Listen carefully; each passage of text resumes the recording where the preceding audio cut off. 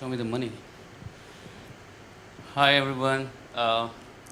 This is Rajat Ojha, CEO of the Awesome Game Studio, TAGS as people call it. And I'm an optimist. Optimist means like since 2006, we have been involved in VR in some ways or the other. In the initial days, we were working with Indian Defense, and we were using those big, huge VR helmets kind of things and stuff. But in the recent avatar, we started in 2013 when we got into relationship with Samsung Infrastructure and Oculus, and started working on our first theme park project. So let's just quickly, park those things for later. So we are a video game company essentially. San Francisco is our headquarters. We're based in Hyderabad here in India. Early supporter of VR, of course.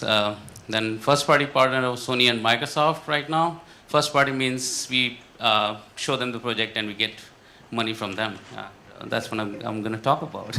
So, and then awards and stuff, and then worked on VR in 2016. So let's just do a quick review. Reel back to 2016. Big, huge funding happened. Slowed down a bit in 2017, but there's a reason. One of the biggest reason is that now investment has happened and people want to see what's happening, how they convert this money. 32 dedicated VR funds had been, established in 2016. Dedicated VR. 10 billion fund, VR VCA, which is the largest entertainment fund ever in a way. So, which is like STC and HP. These guys are pushing that fund right now.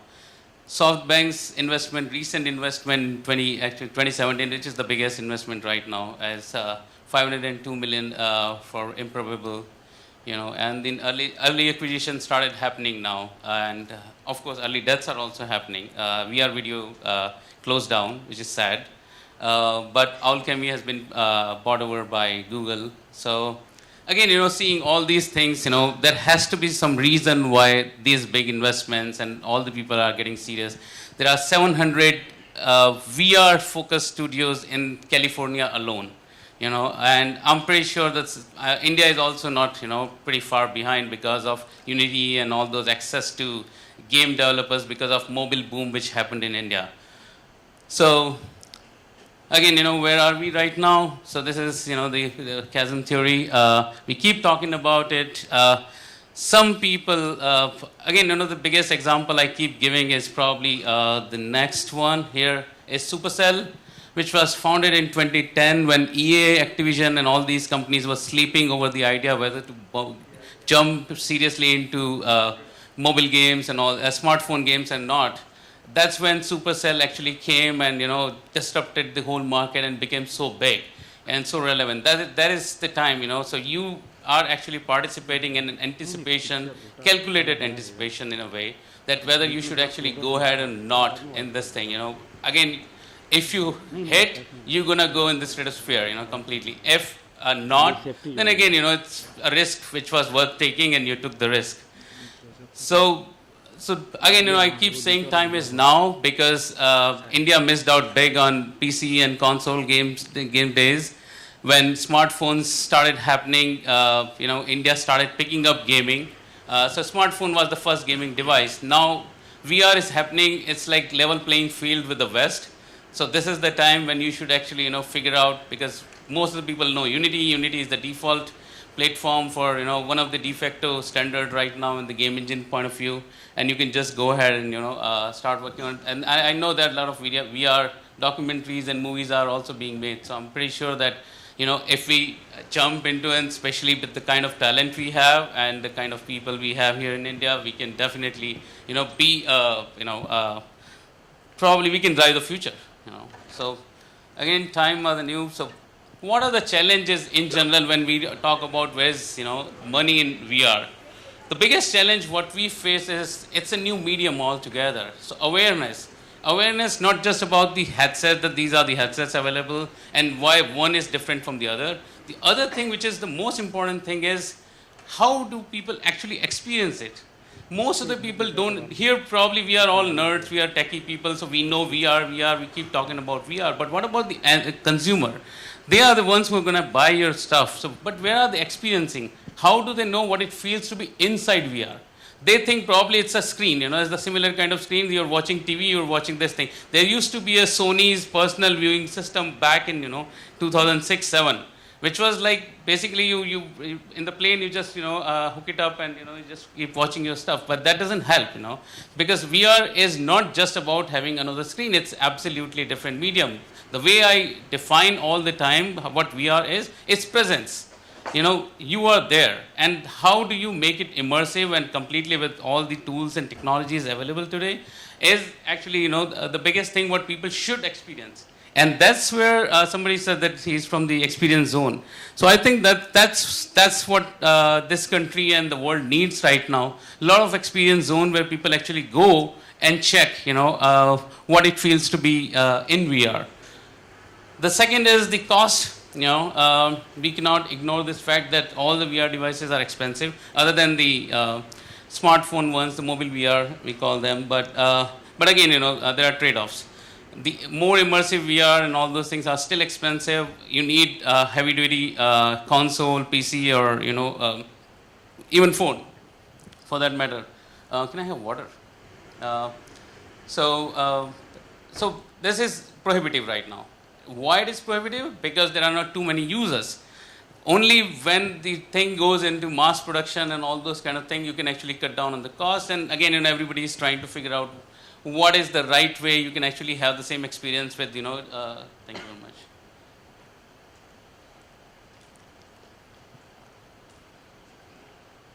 much. Breakout hit is, we keep talking about it. PlayStation 2 was big, Xbox One happened, was not selling at all, and Halo happened. Changed the entire dynamics of the, in fact, for the console industry basically, and for Microsoft actually. Xbox One became very relevant, People went out to buy, a Halo, and the only option to play Halo was basically Xbox One, and so that's the kind of thing what, one thing what people, I didn't mention in my presentation, but I forgot to mention, is like, some people, most of the people know Job Simulator here, the game. Anybody knows Job Simulator? What made Job Simulator so big? That is the game which made $3 million, which is actually a pretty big number by seeing the size of the audience and all. Any heads up, any note? Okay. So again, we are limited by time, so let me answer that, So the biggest thing, we call it audience screen, So there is, one person is in the VR, rest of the people are actually seeing your game on the audience screen. That's your display screen. Never underestimate the power of that. So Job Simulator in America was a big party game. Whenever there was a gathering, get together and all these things, people were actually coming and playing that game. So one guy is in the VR, he's completely immersed doing all stupid stuff, what you're supposed to do in jobs, and the rest of the people are watching and literally, cheering and doing all those kind of things. So that's actually, made this whole thing very, very, different. And I would say that's one of the reasons they cracked the formula, what works. Because again, online, VR experiences are limited. Savios has done one and other things. So that's what we need. 3 million is a very small number if you see the overall VR industry, like game industry or something. But big number right now considering the kind of, VR audience size is. So what we need is a breakout hit much bigger than this. Some of the experiences are making, like John Wick is making $1 million. So that's again, pretty decent number. So, but we need something for which people will literally go out of their house and say, okay, where and how do I play this game? This is what you should actually, create, and this is what we are trying to create. Space is a challenge. Again, room scale VR and all those things are super cool, but imagine the houses in Mumbai or New York, you don't have enough space. Where do you move around? What's the size of your room? Most of the time you'll literally be, dealing with the grid, and that's not interesting. So again, we need to figure out how to break those kind of issues and stuff. So again, that gave birth to altogether new different kind of business stream, which is called location-based entertainment or experience on location-based entertainment has been around, but that is actually driving the VR growth for us. So we are in media, so that's my keynote, focused on games, LBs, movies, and brands. Brands is not my area which I understand very well, so I can't talk about it much. But games, LBs, and movies are three things I'm involved in directly. So I would like to touch upon those things. So LBs are location-based entertainments, and we are behind one of the first VR theme park and one of the largest showcase of theme park, which is in Dubai. It's called Hub Zero, and we did a lot of content. We worked on Resident Evil, Battlefield, Gears of War, Final Fantasy, and all these VR experiences. At the same time, we are involved in another theme park which is coming in Palm Jumeirah in Dubai, and one in Australia, which is with the Australian government. And so we are building Sydney VR. So it's like every experience you do is in Sydney. So you do skydiving in Sydney, you do car racing in Sydney, and all those things. So LBs and experience zones are the biggest ones. Right now, you can see Smash, here in India. They have dedicated VR, and of course they have cricket also, which is not VR, but still, so VR is one of the core focus over there, and these are the places where you can actually go. If you see how HTC invested heavily in the VR arcades in China, 10,000 is the goal right now.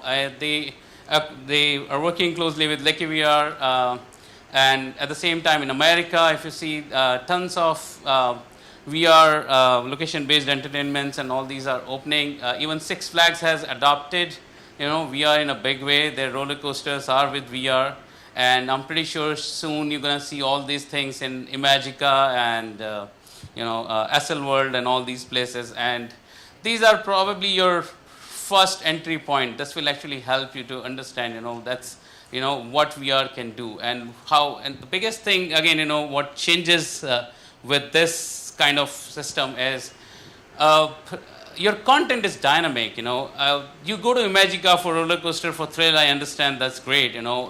There has to be a reason to come back again, and that's what VR can actually help you in a big time, because every time you go, you have a seasonal content.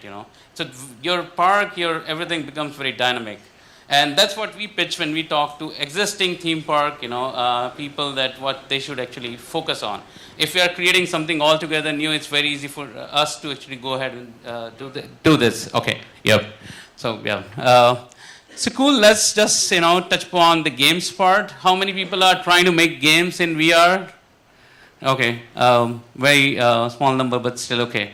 So that's my core focus. That's what I do for a living. And LB is also, when we are trying to create games. They're not necessarily games on video games, but the other one what we are making is the anime-based this thing. So when you are making game, certain things other than what I talked about already, like having the audience screen and focus on that.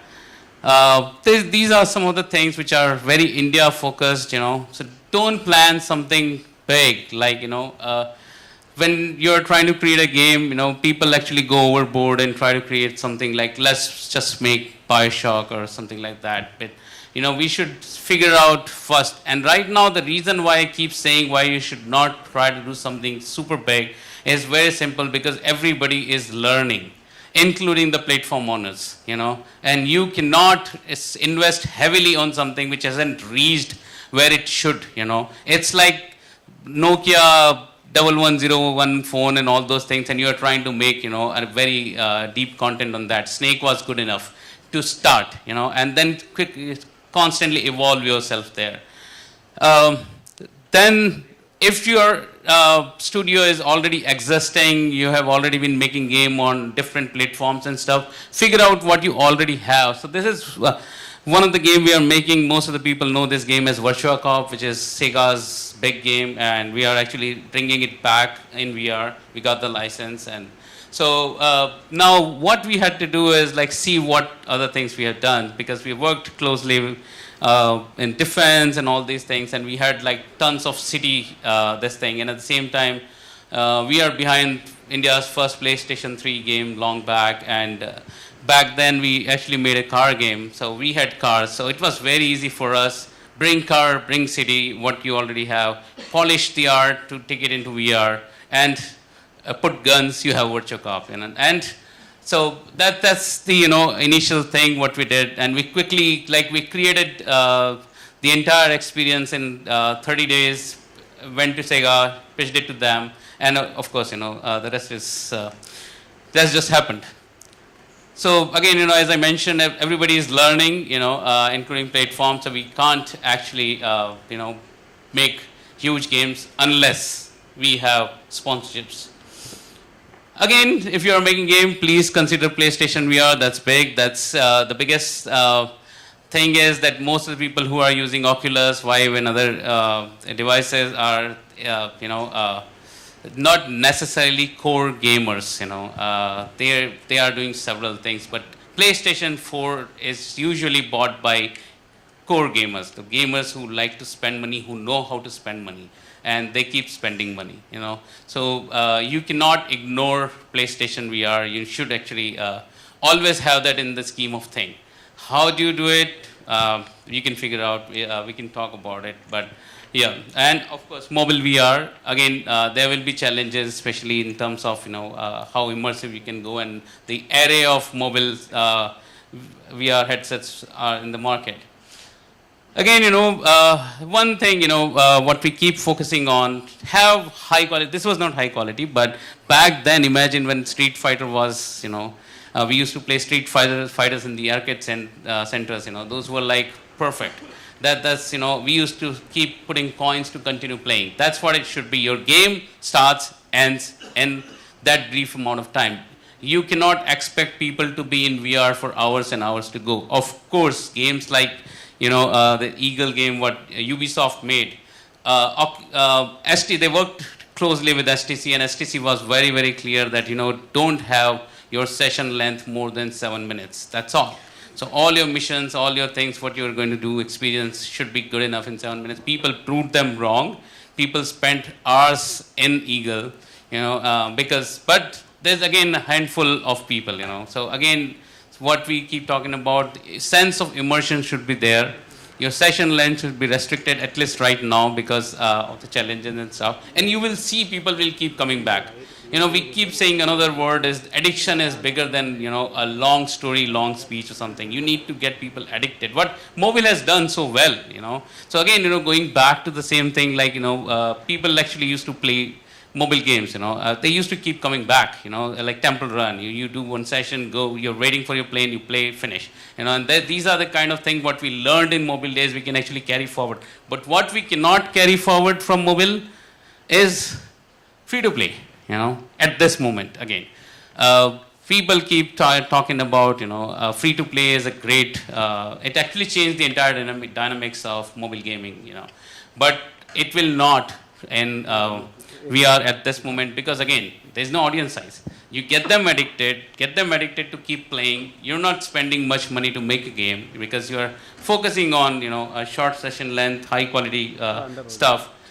Then you need to find ways of making it addictive like Job Simulator, which is like audience screen focus. The other focus right now is online. Have people play your game, And then with the tracker and all those kind of things, I'm pretty sure the football will happen very soon. Boxing will happen really soon, which is already there with Knockout League and other games.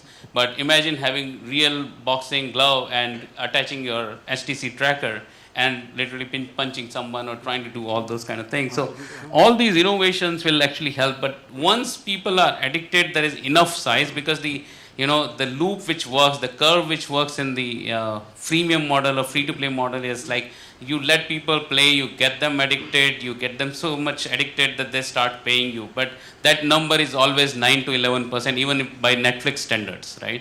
So what we are talking about here is, 11% or 9% is going to be super minuscule numbers. When we say 2.3 million core devices like HTC and Vive and PlayStation VR, with this kind of number, I'm pretty sure that around 1 million are with the developers and the location-based entertainment. And you are restricted with only close to a 1 million kind of this thing. and then you get 11% people addicted, then how many people you monetize? So you should just kind of, we generally skip this thing. Then social VR is big. So there's a pub in Australia. In fact, that's happening globally, I'm pretty sure. But one of my friend owns a pub in Australia. It's called Reload Bar. So Reload Bar, they pretty much removed all the darts and other things what was there in their pub, and they have put VR experience kind of thing, where all the friends are there, and they are together in the virtual world. They come to the bar, they can literally meet and greet right here, right? But they are actually meeting and doing super stupid stuff inside VR in the social this thing. And it's actually driving them huge traffic.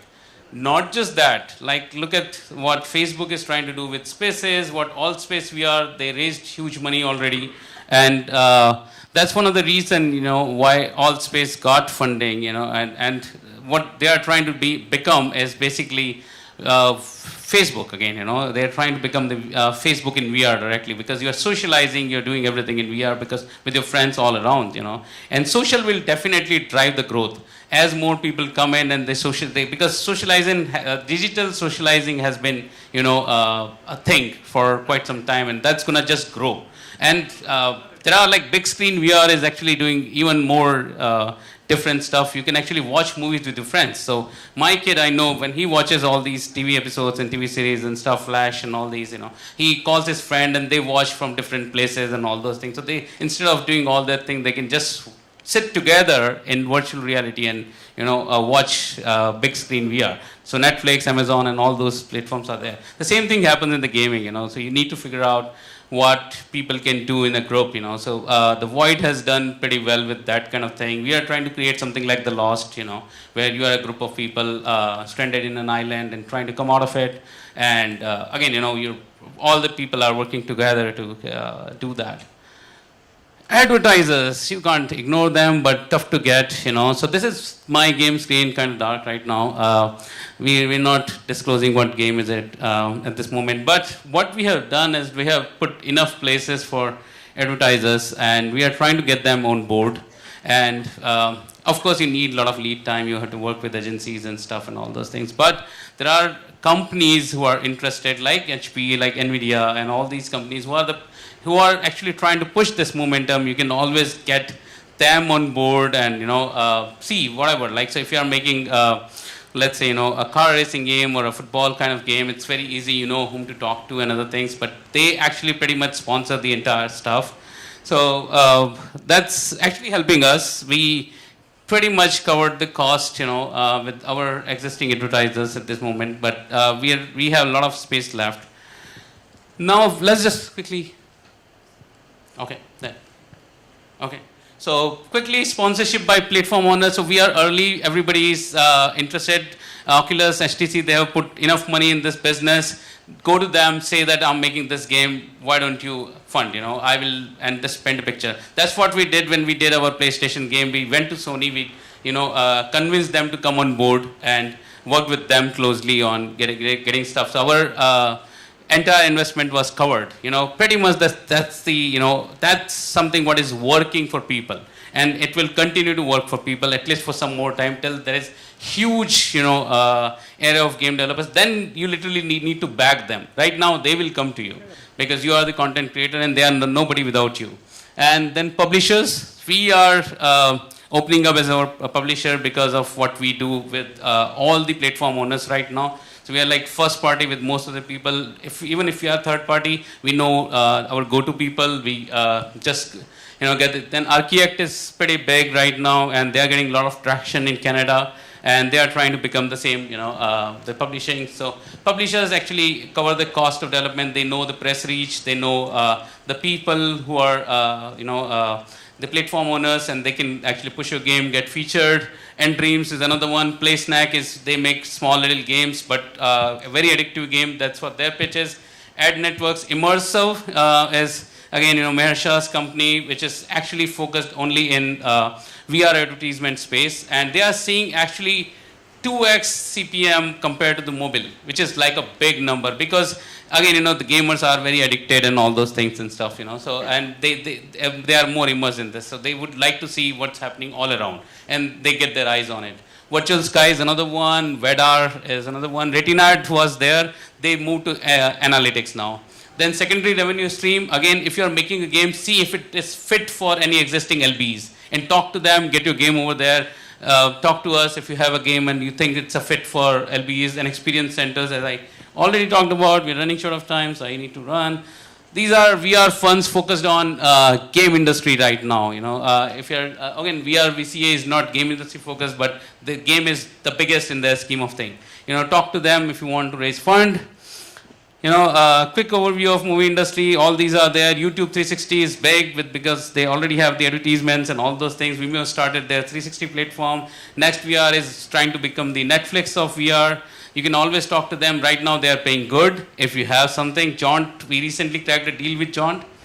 Again, the monetization, sponsorship is the biggest thing. Sponsorship with the platform owner, ad networks, because YouTube and all these are there. Lounges and experience centers, HTC started, PVR started, they are playing with the idea, and I'm pretty sure it's going to go bigger and bigger very soon. VR Cinema, which is in Amsterdam and Berlin right now, you can talk to them if you are making a movie or short something, and they have very good revenue sharing scheme. And pick up VR Cinema in France, again, they have thematic movie screening, but it still works for all of us. This is VR funds focusing on the movie distribution and production. Basically, Advanced Ed Capital, Comcast is going big in this, right now, and they are funding left, right, and center if you are doing VR content, yeah, thank you. I finished it. I'll quickly play my, this thing. You can just.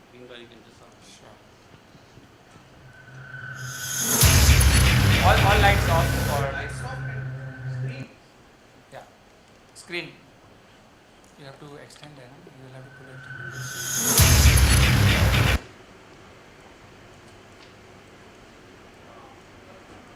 Yeah, play it.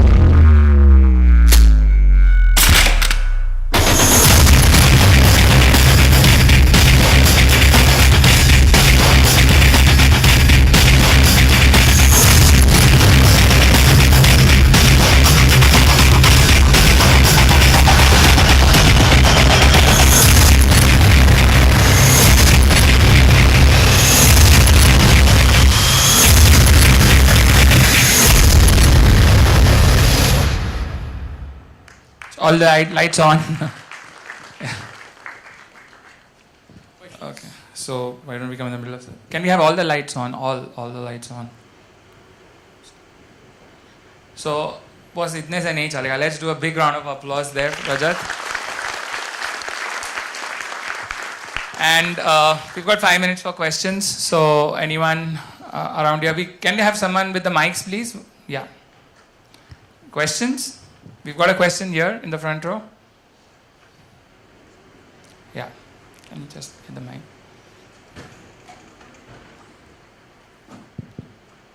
Or the third row from back.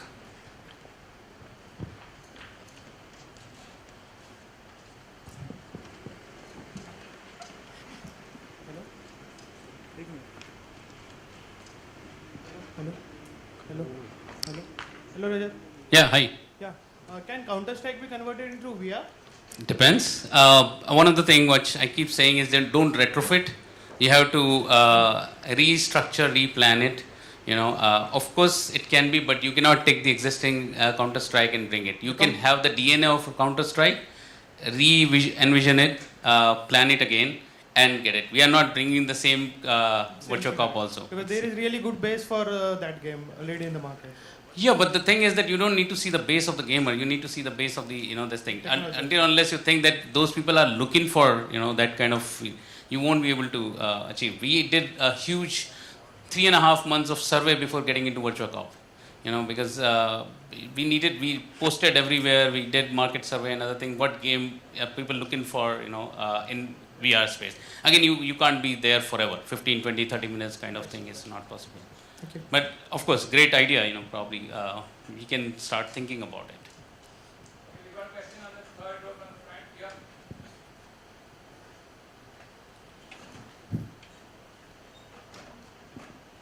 Yeah. Do you have any advice for how brands can get involved with VR? Oh, hi, my name is Sean. I'm a director and we work with training brands in kind of digital content and marketing. Mm-hmm. As well as video content and how to really get audiences in different ways. So how would they be able to use, say, VR to reach people? And you talked about increasing awareness, but beyond maybe just games, how maybe advertisements in the games, but what other ways do you think that brands could get involved in this kind of stuff? How we can get them involved? So, okay, so again, that's kind of research, you need to do. So kind of game you're making, there is one very simple and traditional method to engage with marketing agencies, and work with them. But what we did different was that if, let's assume, we were making virtual cop, kind of game. So it's a city. City has huge potential for having, ad space. What we did is that we looked at people who had given advertisement in the game before. Then we looked at people who were actually getting into VR and seriously thinking about VR, like Marriott and all these places. Marriott is investing heavily right now in VR. Talking to them, how about this one more additional arena where you can be in, And if you're making a soccer thing or something like that, figure out who's given advertisement in PES or FIFA and all these games. Talk to them, how about this? Even if you're not reaching out to them, talk to the local people. To get started with. Talk to Decathlon, right? They're not local, but again, they have their system which is independent right now. And they have their advertising budget, Talk to them, get them on board. Even if they give you $5,000, you're still okay. And they give, just a hint. Thank you. It's